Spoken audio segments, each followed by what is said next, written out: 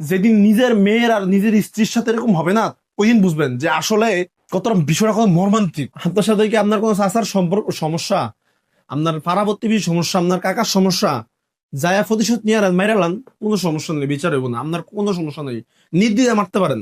যে দেশে দর্শকের বিচার হয় না, একটা শিশুরে মাইরা অর্ধেক করে ফেলে, তার বিচার হয় না, তার বিচার হইব আদালতে, রায় হইব, রায় হওয়ার পরে তারে কাঠগড়ে দাঁড়া করাইবো, তার স্বীকারোক্তি নিব, তারপরে মানে সে এখনো স্বীকার করে ফেলছে, তার কোনো সমস্যা নাই। আদালতে যা স্বীকার করতে হইব, তার একটা ফর্মালিটিস মেনটেন করতে হইব না, তারপর না তার শাস্তি দিব। যেদিন নিজের মেয়ের আর নিজের স্ত্রীর সাথে এরকম হবে না, ওই দিন বুঝবেন যে আসলে কতটা বিষয়টা কত মর্মান্তিক। মানে আপনার দর্শক, উফ, আমার কাছে খুব ঘৃণার লজ্জিত মনে হচ্ছে যে আমি এটা নিয়ে ভিডিও বানাই।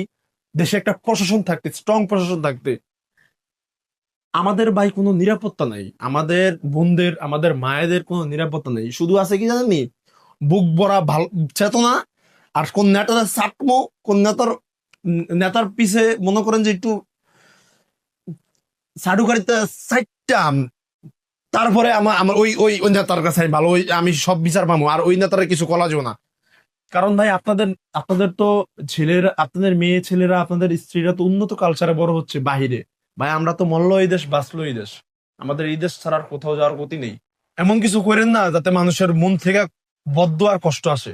20 কোটি মানুষের কষ্ট আর মনের বদদুয়া থেকে অনেক কিছু হইতে পারে ভাই। আল্লাহর ওয়াস্তে বিচারটা করেন, ওরে এমন সাজা দিবেন যাতে নেক্সট টাইম আরেকটা কিছু আরেকটা ক্রাইম কেউ করার আগে 3 বার ভাবে